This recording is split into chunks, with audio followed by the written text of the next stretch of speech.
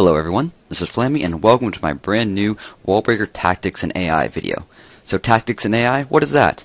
AI is artificial intelligence and tactics is how to best use your units so you can get the best bang out of your buck. So in this case we're covering Wallbreakers, looking at their new AI and how they interact with buildings, walls, and your targets. Let's get going. Okay, here's some great information about wall breakers. The table on the top left lets you know how many wall breakers it takes to completely destroy a wall of any given level. The wall breaker level is on the left and the wall level is on the top.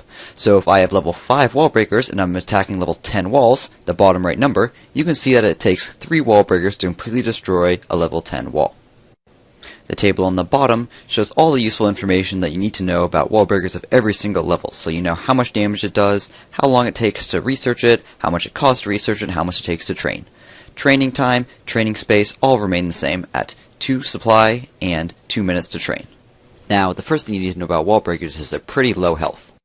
So they're a great thing to lead your army out with because they'll destroy walls and help the rest of your units, but if the defense get a chance to shoot at them, they're probably all going to die. So the best thing you can do when deploying wall breakers in the line of fire is to deploy other units first to distract the defenses. So I recommend using barbarians and giants. You'll see me using this technique pretty frequently in these clips.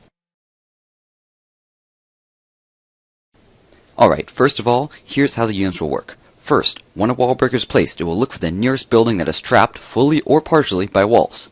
Next, it will choose the shortest path towards that building and blow up any walls that are in the way. Third, if the target is no longer trapped, it will repeat, finding the next trapped building and starting over again. How does this actually work? For that, let's head to single player and see how it works. Alright, so first off, what does it mean by trapped? Well, you can look here and we have 1 compartment, 2 compartments, and 3 compartments. This whole area in the middle, though, is open to the outside, so it's not actually considered trapped. However, that might actually be considered partially trapped, so we'll talk about that later. Alright, so what does it mean when we place a unit? It means the wall breaker is going to look for one of the buildings inside of one of these compartments. It's not going to look at any of the buildings outside of the compartments at all, so not this and not this. Alright, so what if we place a wall breaker right here? What's it going to do? Well, this is the closest trap building, so it's going to go for this compartment in the closest line. Bam! What if we place it right here? Well, then it's going to go for the closest trap building in this line. Bam! Now, let's see this in action. Ready? Okay, let's zoom in. Let's get ready with a wall breaker, and let's place it. And bam, there's done. Now, what if we place another one in the exact same spot? Well, this building is now exposed, so it's no longer going to go for that. It's going to look for the next closest. Now, which one is that? Is that going to be this one or this one? Let's see. That's right, it's that one on the left. It's closer, which is what's going to make the difference here. But what if we didn't want to blow up the building on the left? Then we can just deploy it more on this side towards the other one, and then the other one will be closest. Now we could deploy it here to go for the right, or here to go for the left. Done. It's that easy. So, say we wanted to break into the center town hall here. How should we do it? Well, if we attack from the top left side here, we'd have to break into this compartment, and this compartment before we got to the center. But what if we attacked from the bottom side down here? Then we have to break into this compartment and this compartment. Remember, it's not going to count this compartment or this compartment because the buildings in them are actually pretty far away, so the town hall is going to be the closest one. Let's see this in action. So, we'll try from the harder side first. Let's zoom in, let's distract with a couple barbarians, and then we'll start with the wall breakers. 1 wall breaker here for this compartment, 1 for this compartment, and 1 for this compartment. Okay, those 3 compartments are now open. So now if we attack with any more wall breakers, now they're only going to go for the center. Like you can see right there. Now, what if we attack from the easier side? Let's deploy a couple goblins to distract the traps. Then some barbarians to distract the units. 1, 2. Now that those are both detonated, we can distract again and go for the center. And then the wall breaker goes for the center just as we were hoping. Remember, the wall breaker deployed here is not going to be targeting walls, it's going to be targeting buildings. So in this case, the town hall is going to be the closest. But what happens to a base where all the compartments are already open? So in this base, there's only 1 compartment. It's very large, however. So if we bust into one spot, we can consider the compartment open. Let's show you that now. 1 distraction, and then 1 wall breaker to open it. Alright, so now it's open through this hole down here. Units can get into the entire bit.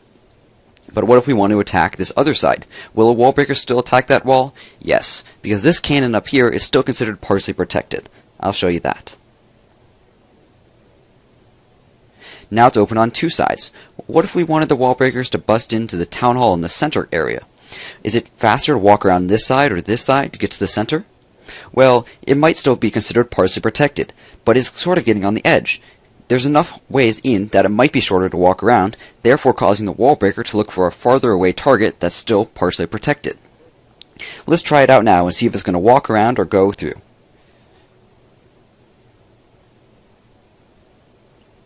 We deploy the wall breaker, and we can see it's heading right towards the center, so we know that town hall is still considered partially protected.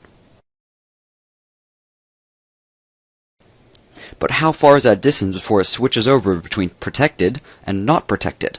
Well, as you can see on this base, absolutely everything is only partially protected. Nothing's completely enclosed, so we know everything's going to be partially protected. We can test this with this mortar and this cannon on the bottom. So if we deploy a wall breaker right here, we can blow up this first wall to help out. Now, if we deploy a wall breaker right here, what's it going to go for? Well, the wall breaker is going to say, is this mortar closer or is this cannon closer? So what happens when we deploy a wall breaker right here? Well, first it's going to look for the nearest building, in this case the mortar, and it's going to count how many squares between it and the mortar, and that's going to determine if this mortar is partially protected or fully open. If it's close enough, that is, the number of squares is low enough, then it will look for the next target and see if that one is above the minimum required squares. Let's try it out here. If we deploy a wall breaker right here, it's going for the cannon, so we know that mortar is close enough. But what if we deploy the wall breaker a little farther away from the mortar? By a little bit of experimentation, we can tell how far the wall breaker needs to be to consider a defense exposed or not. So, how about here? Still going for the cannon. How about here? Still going for the cannon. How about here? Still going for the cannon. How about here? Still going for the cannon? How about here? Oh, it switched over. So from right there, we can tell and count the squares. Okay, starting at the mortar, we have 1, 2, 3, 4, 5, 6 to this corner, 7, 8, 9, 10, 11 to right here, 12, 13, 14, 15, 16, 17 to right where it spawned, so it looks like about 17 squares. This means that when a wall breaker spawns, if there's a building that's 17 units away, then this building is considered closed. So if a building is 16 or 15 away, it's probably considered open. So in that case, if it's considered open, it'll go for the next closest building. In this case, it would go for the cannon and the inner walls. You can use this to target wall breakers at specific walls inside bases. You just need to know approximately how many steps it will take the wall breaker to get there to know what it's going to target. Okay, let's switch over and talk about some advanced tactics. So the new wall breaker not only got an intelligence boost, improving its pathfinding and AI, but it also got an explosion boost. So it can now hit double thick walls. Let's go look at this now. If we deploy a wall breaker right here, it's not only going to detonate the first set of walls, it's also going to detonate the second set of walls. Now, what happens if the target the wall breaker is going for is suddenly exposed and no longer partially or fully protected? Well, remember step 3, it's now going to look for a new target, but it's going to do something a little special. It's going to look for a new target from its current position, not the position it started at. This means that you can send wall breakers deep into a base if you deploy them all at once rather than at bursts, because if you deploy them again a second time, they'll go for a new target. That's probably closer to the outside. Let's demonstrate that here. So we're going to go from right here and go for this archer tower in storage, where we're going to deploy enough wall breakers that they're going to go for this cannon next. Ready? Oops, lost a couple to that spring trap. Okay though, let's deploy some more. So as soon as I break into this mortar, where are they going to go for? They're going for the cannon. If we deployed more at that point, they'd go for the wizard tower because the wizard tower would be closer. Now for my last demonstration, we're going to look at this mock-up in my own base. So what if we wanted to attack this mortar right here? If we deployed wall breakers here, they're not going to go straight through this wall and then this wall, because remember in step 2, they'll choose the shortest path. So in this case, the shortest path is going to be around to this side or around to this side. But wait, I've set up these walls here, here, and here, here, here, and here, so that any wall breakers detonating here will be attacking stronger walls, so hopefully it will take more hits for them to get through. Additionally, you can also put these walls here to slow down giants that are attacking, because giants deployed here will do the exact same thing. They're going to look for the shortest way too. That would result in the giants attacking here and here.